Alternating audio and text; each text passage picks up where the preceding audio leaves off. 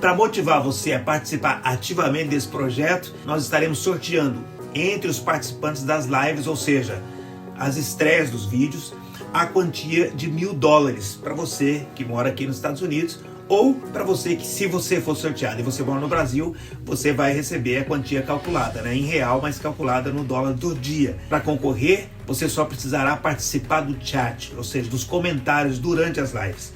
Não precisa responder nenhuma pergunta não, tá bom? Só tem que demonstrar que você está assistindo. Olá, meu nome é Nildo Ferreira e você está na Rota 66 Espiritual. Uma viagem pela Bíblia Sagrada, a jornada que nos leva para o melhor de Deus. E hoje quero te convidar a conhecer os patriarcas da Bíblia. Sim, essa é a nossa jornada de hoje.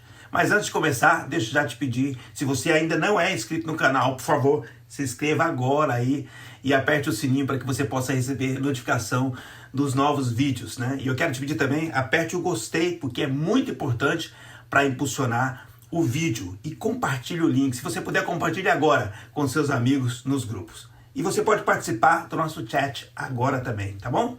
Vamos viajar!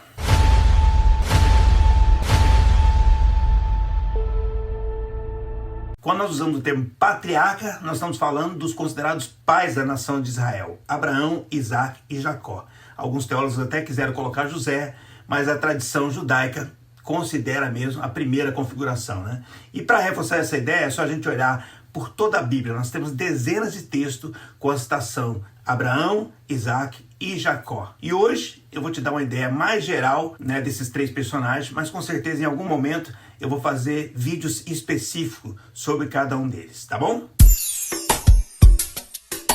Para começar, vamos falar de Abraão.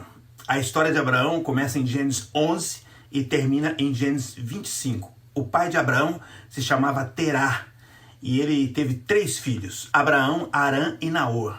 A família dele era de Ur dos Caldeus, na Mesopotâmia. Arão morreu em Ur e então Terá pega a sua família, deixa e vai em direção a Canaã. Mais interessante, quando eles chegam na cidade chamada Arã, justamente o nome do seu filho, Terá decide morar ali. E ali ele vive até a sua morte. E então, segundo Gênesis 12 nos conta, Deus diz para Abraão deixar a sua terra e a sua parentela e ir para uma terra que Deus lhe mostraria. Era um convite de fato, querido, que exigia fé, desprendimento, né? Fé em Deus e desprendimento de todo o paganismo, né? Algo que era muito forte, tanto em Ur quanto em Arã, onde eles adoravam o Deus da lua. A Bíblia diz que Abraão, aos 75 anos de idade, ele obedece o seu chamado. Então, ele parte com a sua esposa, Saraí, e o seu sobrinho Ló, filho de Arã, que tinha morrido. E é claro, ele estava levando seus animais, seus bens, seus servos, enfim, né? Quando eles chegam em Canaã, Abraão habitou nas proximidades de Betel, Hebrom, Berseba, mas por causa da fome que houve naquela região, ele desceu para o Egito. E lá ele diz que Saraí era sua irmã. Na verdade, ela era meio-irmã de Abraão, né? Pois eles eram filhos de Terá. Mas ele não disse que ela era sua esposa, né? Porque ele estava com medo de, por causa de interesse em Saraí, matassem a ele. E de fato, eles tomaram a Saraí e levaram para Faraó. Mas aí Deus interviu, trouxe praga sobre o Egito, e aí o que aconteceu? O Faraó devolveu Saraí a Abraão. Então Abraão volta e ele passa a habitar nas proximidades de Betel. Betel ali é próximo de Jerusalém, tá, querido? No futuro vai ser Jerusalém. E aí, devido ao fato de Abraão ter muitos bens e Ló também ter muitos bens, começou a haver um desentendimento entre os pastores deles. E então Abraão disse para o seu sobrinho, nós somos irmãos, né? Então não vamos brigar por causa dessa terra, né? Escolhe onde você quer morar e eu vou para o outro lado. E então Ló escolhe as campinas do Jordão e vai para as proximidades de Sodoma. E após Ló partir, Deus fala com Abraão. Isso é algo interessante, porque mostrava com quem que Deus tinha aliança mesmo, né? Ló, na verdade, acabou se separando daquele que tinha promessa e o pacto com Deus, né? Muito bem, Deus diz a Abraão que ele dará a ele toda a terra que ele está enxergando.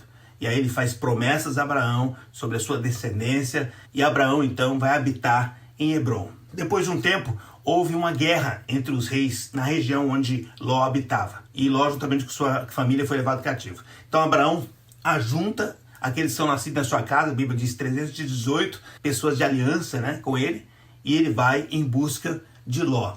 E o fato é isso, os 318 guerreiros, né, com Abraão resgataram de fato a Ló. Abraão voltou com a vitória, né? E aí aparece uma figura interessante, Melquisedeque, rei de Salém e sacerdote. E ele traz vinho e pão para Abraão. Abraão recebe, entrega o dízimo de toda a sua conquista e é abençoado por Melquisedeque. Isso é muito interessante aqui ressaltar. Melquisedeque, ele era uma figura de Cristo. Hebreus fala isso, né? E aí novamente representa uma aliança de Abraão com Deus. Viajando sem nunca desistir, eu sei exatamente pra onde ela vai me conduzir. Deus fala com Abraão e diz que ele vai ser pai de uma grande descendência, incontável, né? Mas só que Sara não engravidava, né? E aí ela pensou que seria melhor Abraão se deitar com a sua serva Agar e gerar um filho dela, e o que seria o herdeiro de Abraão, né? Abraão concordou com aquela gravidez de Agar e isso se tornou um problema, porque a serva primeiro começou a desprezar Sara. E aí a Sara ficou indignada com ela, apertou, maltratou Agar, e aí ela acabou fugindo. Aí teve um encontro com o anjo de Deus que orientou ela a voltar, né? Então Agar volta e dá à luz a Ismael. E Abraão tinha 85, 86 anos de idade nessa época. Aí em Gênesis 17, Deus muda o nome de Abraão, que significa pai exaltado. E Deus muda para Abraão, pai de multidões. Ou seja, Deus está sempre lembrando Abraão das promessas dele, da aliança dele. E ao mesmo tempo, Deus muda o nome de Saraí, minha princesa, para Sara, que significa princesa. Aí aqui eu vejo uma coisa interessante, né? Num primeiro momento, Deus está trazendo promessa e fala com Abraão. Mas agora, Deus muda o nome de Abraão e muda o nome de Sara também. Que coisa! Agora parece que Deus coloca os dois a caminharem juntos, não apenas naturalmente, mas também espiritualmente, dentro do mesmo propósito, dentro do mesmo plano e chamado. E nesse mesmo episódio, Deus vai afirmar para Abraão que ele vai abençoar Ismael e a descendência de Ismael. Mas a aliança está mesmo sobre o filho da promessa. Deus ainda ordenou a Abraão nesse momento que ele circuncidasse a todos os homens nascidos na sua casa, que representaria, na verdade, uma aliança de Deus com Abraão, né? E aí a Bíblia diz que no mesmo dia Abraão fez isso. O que demonstrou? Demonstrou mais uma vez a obediência e a fé de Abraão. Muito bem, pouco tempo depois, Deus volta a falar com Abraão. Dessa vez ele vem em forma angelical, acompanhado por outros dois anjos. E Abraão leva ele na tenda para conversar. E eles estão conversando sobre o nascimento de Isaac. Agora Sara está ouvindo atrás da porta. E aí ela ri, ela pensa, como que eu vou ser mãe nessa idade, né? E aí o anjo olha para Abraão e ele fala, Sara está rindo, né? Mas por que ela está rindo? Existe coisa de mais difícil para mim, demasiadamente difícil, né? Em um ano você vai ser pai. Uau! Daí a Sara diz, eu não ri. E aí o anjo responde, não, você riu sim, né? Se prepara, porque você vai ter um filho daqui a um ano. Glória a Deus! Bom, na sequência, os anjos vão em direção a Sodoma e Gomorra. Uau, aí é complicado, né? Eles sabiam que a maldade que acontecia ali naquele lugar precisava ser o quê? Entrar em juízo, né? E aí acontece uma coisa interessante. Eles falam, vou ocultar isso de Abraão, eles dizem, né? E aí eu fico imaginando que intimidade, né, de Abraão com Deus, né? Antes de executar uma sentença sobre aquelas cidades, Deus decidiu conversar com Abraão. Meu Deus! E Abraão vai perguntando para Deus, se tiver tanto justo naquela cidade, vai destruir, e vai indo e conversando. Bom, ao final da conversa, querido, Abraão ele descobre de fato que naquela cidade só tem Ló e a sua família que eram justos de fato. Aí os anjos vão lá, tiram Ló e a sua família, e aí executam o juízo de Deus sobre Sodoma e Gomorra. Bom, em Gênesis 20 conta que Abraão foi peregrinar em Gerar, e aí ele acabou agindo da mesma maneira que ele agiu no Egito, dizendo que Sara era sua irmã. Mas Deus impediu que Abimeleque tocasse em Sara, né, e falou com ele em sonhos, né? Deus advertiu ele, Sara é casada. E a Bíblia diz que Abimeleque devolveu Sara para Abraão, e Abraão orou sobre ele, sobre sua casa, né? Então, tanto a mulher de Abimeleque, quanto as servas dela, as servas do rei, né, foram curadas, porque Deus tinha tornado elas estéreis, até que de fato fosse resolvido a situação, né? Sara engravida, Isaac nasce, e diante dos novos problemas que estiveram com Agar e Ismael, ela manda os dois embora, e aí eles vão embora de fato, né? Deus vai cuidar disso, fala para Abraão, né? E ele vai embora. Isaac foi o filho da promessa que nasceu, e agora Abraão tinha já 100 anos de idade, né? E Abraão, ele está muito feliz, né? Porque tem na sua casa alguém que representa essa esperança do cumprimento da promessa de Deus para ele, né? Tinha um brilho agora no olhar de Abraão, né? E Abraão, ele estava certo, a partir de agora tudo está certo, né? Já foi embora Agar, né? Deus vai cuidar agora, né? Mas aí Deus faz o quê? Deus pede Isaac em sacrifício. E aquele filho que significa riso, Isaac significa riso, agora está representando lágrimas nos olhos de Abraão, né? Tem um filósofo, chama Kierkegaard, acho que é isso, né? Ele escreveu um livro sobre essa passagem. Ele fala de toda a angústia que Abraão enfrentou de fato e do salto da fé que Abraão teve que dar, né? E de fato, Abraão saltou, querido, confiando em Deus, né, que vinha já dirigindo a sua vida, né? E ele sabia, né? Isaac era a prova mais viva de que milagres de fato acontecem. Abraão, ele confiou de tal forma em Deus que ele acreditava que, mesmo que Deus não mandasse um livramento, ele considerava que Deus ia ressuscitar Isaac das cinzas, né, para fazer cumprir a promessa que Deus tinha feito a ele. Então foi muito importante. Ele prepara o altar, Isaac pergunta, e aí, qual é o sacrifício, pai? Ele falou, Deus proverá. Tremenda a fé dele, né? Aí Deus mostra um cordeiro, né, que ele já tinha preparado para aquele momento. Era um cordeiro substitutivo, como Jesus é, né? E a Bíblia diz que, diante daquele ato, Deus renovou as suas palavras de aliança com Abraão. Sara morre aos 127 anos. Abraão chora a morte, né, dela, que era tão amada, tão querida, né? E aí ele compra um campo em Macpela, onde ele sepulta a Sara. Então Abraão, ele tinha um servo chamado Eliezer, e era um servo que ele considerava quase como um filho, querido. Ele era tipo o mordomo de Abraão, né? Cuidava de tudo. E aí ele pediu para o seu servo que ele fizesse um juramento que ele ia buscar uma esposa para Isaac e que seria do seu povo. E aí Eliezer fez o juramento e, de fato, debaixo da direção de Deus, foi lá e ele trouxe Rebeca, filha de Naor, né, irmã de Labão. E Abraão se casa novamente com Quetura. E a Bíblia diz que com ela ele teve 6 filhos. Quetura, que alguns dizem que era uma concubina, né? Mas ele teve 6 filhos com ela. Zinrã, Joksã, Medan, Midian, Gisbaque e Suá, acho que é isso. E a Bíblia diz que a esses filhos Abraão deu presentes, mas Isaac herdou a herança dele.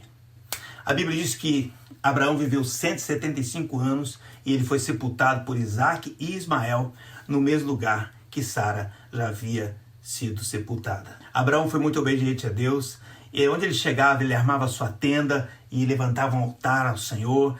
A Bíblia diz que ele era um profeta. Tiago diz que ele era amigo de Deus. Tiago diz que a sua fé se aperfeiçoou, né?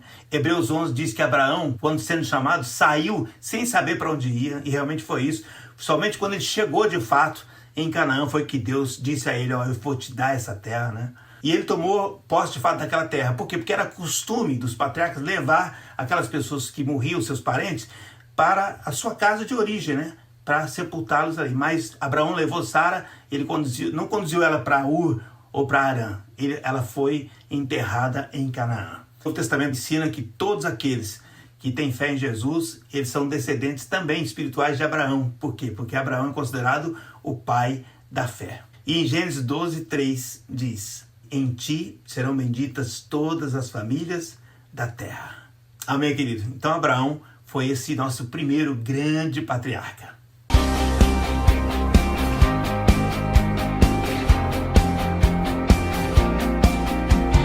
Bom, agora vamos falar de Isaac. Quando nós comparamos os acontecimentos da vida de Abraão ou a vida agitada de Jacó, parece que Isaac fica aquém, né? Mas ele não estaria, de fato, entre os patriarcas se ele não tivesse a sua relevância, né? Por quê? Porque você já sabe, o trio, né? Abraão, Isaac e Jacó, ele é citado muitas vezes na Bíblia, e aí é claro que Isaac, ele está entre aqueles os quais os descendentes foram prometidos, a terra foi garantida, né? A aliança foi feita, ele está nesse meio, né? Inclusive, ele é um daqueles, Deus coloca a identificação no próprio nome, né? Eu sou o Deus de Abraão, Isaac e Jacó. Em primeiro lugar, Isaac nasce como fruto de uma promessa de Deus, que inclusive incluía uma grande descendência, né? Isaac também, ele representa um milagre. Por quê? Porque ele nasce de Sara e Abraão, idosos. E aí quando a gente vê aquele momento do sacrifício, a gente enxerga Abraão tendo um grandioso ato, né, de obediência, de fé, levando o seu filho até o altar de sacrifício. Mas a gente precisa também enxergar o quê? Isaac, Isaac, que foi aquele que teve um grandioso ato de obediência ao seu pai. Obediência, inclusive, até a morte, porque ele foi colocado no altar de sacrifício. Mas naquele momento também ele foi aquele que experimentou a intervenção maravilhosa de Deus. Pôde conhecer esse Deus do seu pai, né? Isaac, ele tinha uns 40 anos quando Abraão mandou buscar a esposa para ele, né, entre os seus parentes, né? Ou seja, um cara que dedicou sua vida ao seu pai, à sua mãe, servindo a Deus ali, confiando na direção correta, né, que o levaria para cumprir a sua parte na aliança que Deus tinha feito. Em Gênesis 24, diz que Isaac estava vindo de Beer-lahai. Uau, esse nome é esquisito, né? Mas é o nome do poço onde Deus falou com Agar. E onde Agar falou, tu és o Deus que me vê. Uau, que coisa, né? A Bíblia não menciona que Deus apareceu para ele como Deus apareceu para Abraão e como Deus apareceu para Jacó. Mas com certeza Isaac, ele buscava a Deus. Inclusive, a Bíblia diz que quando, né, Rebeca estava chegando, né, Isaac tinha saído para orar no campo. Que coisa. Então ele é uma pessoa que buscava intimidade com Deus. Então esse patriarca, né, que ansiava ver a Deus, e com certeza ele teve experiências com Deus e ele viu Deus trazendo a esposa que Deus tinha escolhido para ele. Eu acho que foi amor à primeira vista, né? Em Gênesis 26 fala algo tremendo, né? Quando havia fome onde ele vivia, Deus diz para ele não descer ao Egito. E aí ele obedece. E aí ele semeia na terra da fome e ele colhe 100 vezes mais. E a Bíblia diz, porque Deus o abençoava. Ou seja, ele vivia em obediência e ele era abençoado, ele era alvo da bênção de Deus. Amém? E quando os filisteus invejaram e taparam os poços que ele tinha reaberto, porque Abraão que tinha aberto aqueles poços, né, ele reabriu, a Bíblia diz que ele perseverou abrindo novos poços até que seus inimigos vieram fazer aliança de paz com ele. Jacó falando com Labão lá no futuro, ele diz, o Deus de meu pai, o temor de Isaac, né, está comigo. Ou seja, ele está falando aquilo que ele aprendeu do pai. O pai ensinou seu filho, de fato. Isaac ensinou seu filho sobre o Deus poderoso, né, que devia ser temido pela sua grandeza. Muitos anos depois, quando Deus havia transformado a vida de Jacó e já tinha esfriado, arrefecido, né, a ira de Esaú, eles se reencontram, fazem as pazes e aí eles voltam para sua terra. Aí Isaac morre. E aí os dois filhos vão lá e colocam ele junto com seus pais na caverna de Macpela. A vida de Isaac com certeza tem muita relevância espiritual. E é por isso que ele está entre os patriarcas.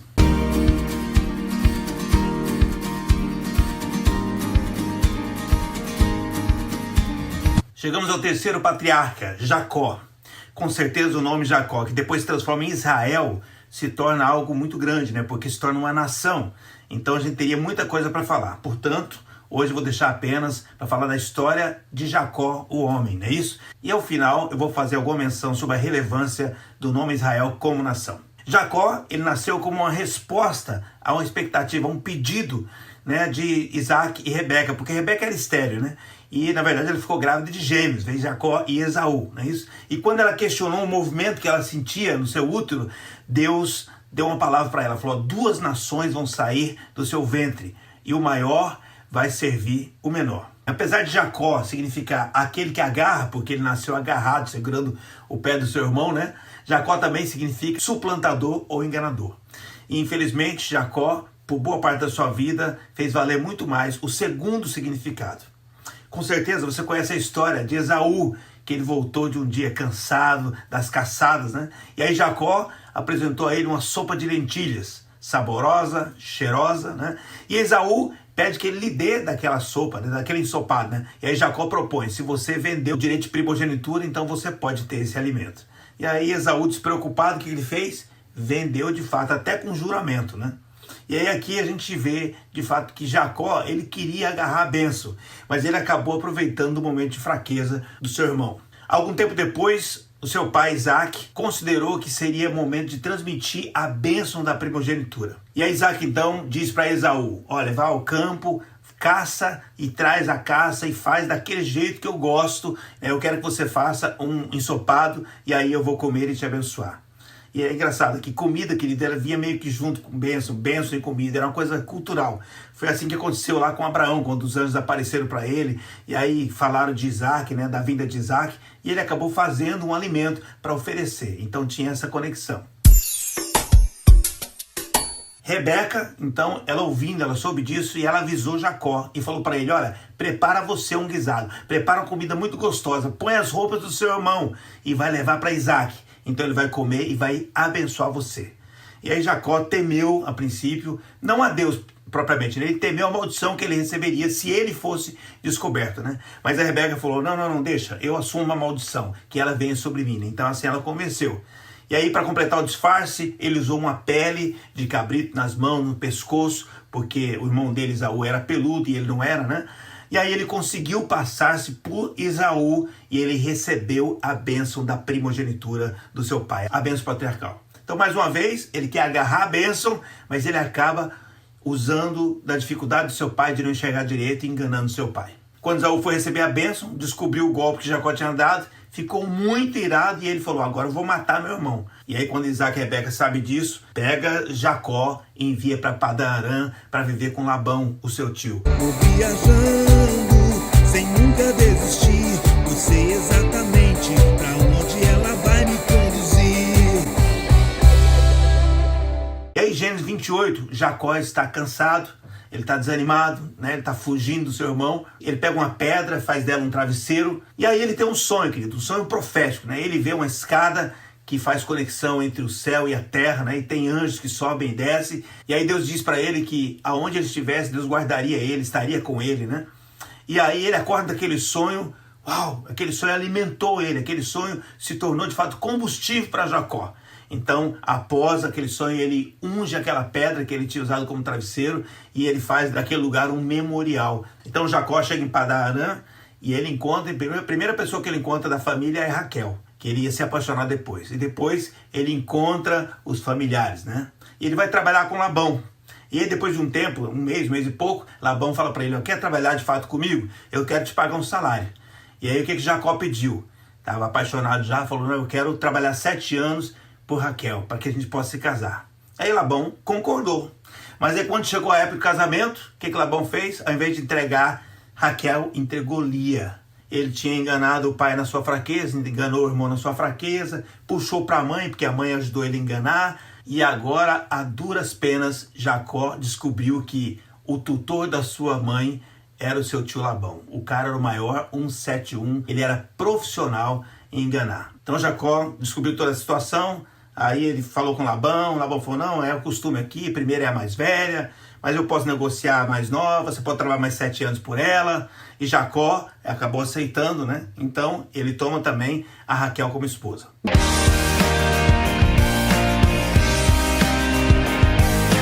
Ele trabalha e ao final desses 7 anos, Jacó diz para Labão, bom, agora eu quero voltar para Canaã. Mas Labão fala para ele, não, fica comigo, eu preciso de você, dá o seu preço agora, porque eu quero te assalariar. Aí Jacó disse, olha, meu salário então vão ser as ovelhas escuras e as cabras listradas ou salpicadas que nascerem a partir de agora. Aí Labão concordou, aí recolheu, pegou tudo que era salpicado, listrado que tinha, né? Separou bem longe de Jacó e aí começaram. Jacó até usou um método, né? Porque ele acreditava que ele influenciava biologicamente os animais, né? E com certeza tinha inteligência naquilo ali, né? Mas o fato é que Deus havia prometido que ia abençoá-lo, né? E foi assim que Deus fez, né? E com o favor de Deus, ao longo de 6 anos, Jacó se tornou dono de um forte e grandioso rebanho, que ele se tornou rico nas terras de Labão, mas com os animais, segundo o salário que ele tinha combinado. E aí Deus disse para ele, é a hora de você voltar para Canaã. Então Jacó falou com as suas 2 esposas, aliás, eram 4, né? Porque Raquel e Lia tinham cada uma concubina e elas foram dadas como esposas a Jacó também.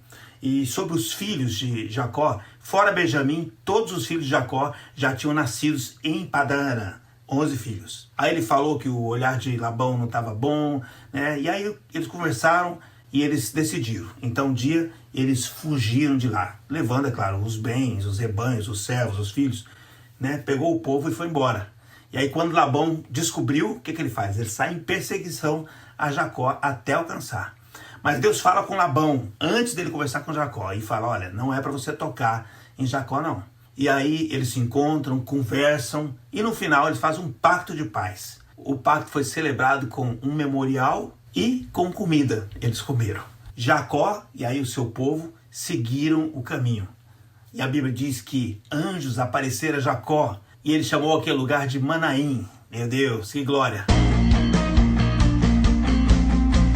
Aí ele manda avisar o seu irmão Esaú que ele está voltando, porque ele tem todo aquele temor. E aí Esaú manda avisá-lo: eu vou te encontrar, vou de encontro a você. E eles avisaram a Jacó, mas eles acrescentaram ainda: ele está vindo e está vindo com 400 homens. Aí Jacó temeu muito mesmo, dividiu os grupos, né? Dividiu em 2 bandos, né? Ele enviou alguns grupos que enviando ofertas, presente para Esaú, né? Ele ficou com muito temor, né? Depois ele pegou as esposas concubinas, fez elas passarem pelo val de Jaboque, e aí ele ficou só, a Bíblia diz. E aí à noite apareceu um anjo, ele estava orando, aparece um anjo, e ele começa a lutar com aquele anjo, ele agarra aquele anjo de fato. E ele suplica pela bênção, o anjo fala, me solta, ele fala, não solto. E aí chega um momento que o anjo fala para ele, como que é o teu nome? E ele disse, meu nome é Jacó. Talvez trazendo de fato para a vida dele a consciência de quem ele era. Você vai se chamar Israel, que significa príncipe de Deus. Porque você lutou com os homens e venceu, e você lutou com Deus e venceu. E Jacó nomeou aquele lugar de Peniel. Uau, que experiência, querido. Bom, depois disso ele encontra Esaú, ainda está temendo um espírito de vingança em Esaú, mas nada disso acontece. Ele encontra seu irmão, não tem nenhum tipo de vingança, eles fazem as pazes, né? E aí ele segue para Canaã. Em Siquém acontece um episódio muito triste. A filha de Jacó, Diná, é abusada por um dos jovens que moram naquela terra. E aí ele tenta resolver, inclusive, a situação, consertar, entrar em aliança, né? Mas aí Simeão e Levi armam uma cilada e a Bíblia diz que eles matam todos os homens daquele lugar. Foi um momento muito difícil mesmo, muito terrível, né? Em seu retorno para Canaã, Deus fala com ele novamente e orienta Jacó a habitar em Betel. Betel, que foi o primeiro lugar onde Deus falou com ele, onde ele teve aquele sonho, não é isso? E aí ele consagra o povo, a Bíblia diz que ele manda eles tirar os ídolos, pede para mudar as vestes, e ele vai lá e eles levantam um altar em Betel. E aí Deus renova a esperança dele, reafirma as promessas, confirma novamente aquele novo nome que tinha dado e repete a bênção, né? A bênção da posteridade, da possessão, enfim, foi um momento maravilhoso, né? Em Gênesis 35 conta que Raquel teve o seu segundo e último filho. E ela o chamou de Benoni, que significa o quê? Filho do meu sofrimento. Por quê? Porque ela estava morrendo, querido. Talvez de uma hemorragia, não se sabe. O fato é que ela veio a falecer depois do seu parto. Mas Jacó, que tinha tido o seu nome mudado por Deus, também mudou o nome do seu filho. E aí ele nomeou ele de Benjamim, que significa filho da minha destra, ou filho da minha força. Ele chorou e enterrou a Raquel, o grande amor da sua vida. Bom, Jacó ainda sofre mais um golpe, a deslealdade do seu primogênito Rúben. Ele tem relações sexuais com a concubina de Jacó.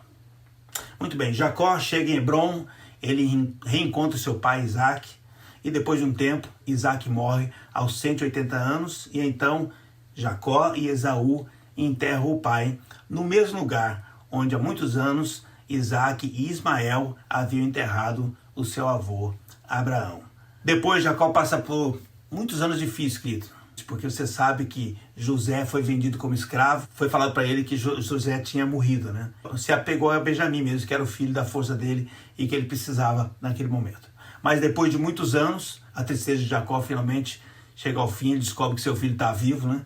E a alegria retorna à sua vida. No finalzinho de Gênesis, a Bíblia diz que Jacó abençoa Faraó, depois abençoa José, os seus filhos, e abençoou toda a sua casa, todos os seus filhos, né? No leito de morte.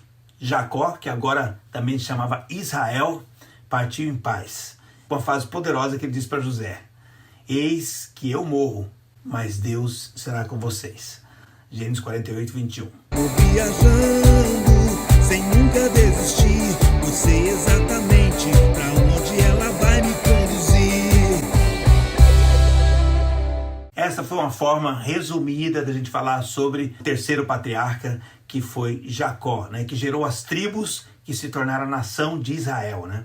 O nome de Jacó é citado cerca de 240 vezes na Bíblia, mas o nome de Israel, que se tornou uma nação, né? Um povo, então é citado 2.300 vezes na Bíblia, né? Em 1948, Israel foi considerado, de fato, uma nação, essa nação poderosa que você conhece, que é o povo judeu. Então, dessa forma, a gente termina aqui falando dos patriarcas, eu acredito que foi bênção para sua vida, mas diga aí, tem alguma coisa que eu não falei? Pô, com certeza tem muitas coisas que eu não falei, falta espaço para falar, né? Mas você pode comentar, coisa interessante que ele pode falar sobre Abraão, Isaac e Jacó, tá bom? Muito bem, querido, antes de eu orar, deixa eu só te falar para você dar uma olhadinha, que sempre tem alguma coisa aqui, ou no card, ou tem aqui na descrição do vídeo, embaixo, quando você olha ali, tem alguma coisa importante, interessante, tá bom? E compartilhe, por favor, vai ser uma bênção se você compartilhar com seus amigos o link desse vídeo. Vamos orar? Pai, eu quero te louvar e te agradecer por esse momento, esse tempo precioso, em que podemos falar sobre os patriarcas, ó Deus, ainda que de uma forma simplificada, mas eu tenho certeza que o Senhor trouxe muitas coisas que abençoaram aqueles que assistiram a esse vídeo. Eu quero te pedir em nome de Jesus que o Senhor nos traga condições de entender tudo aquilo que o Senhor queria falar através dos patriarcas e que nós possamos colocar em prática. O que nós podemos fazer na nossa vida que glorifique o teu nome, assim como os patriarcas fizeram. Pai, em nome de Jesus, abençoe a cada um agora que está conosco. Cada vida, cada casamento, cada família, cada empresa, cada sonho, cada projeto, cada ministério. Em nome do Senhor Jesus, nós oramos e te agradecemos. Amém. Amém? Deus te abençoe muito e eu te encontro na próxima viagem na Rota 66 Espiritual.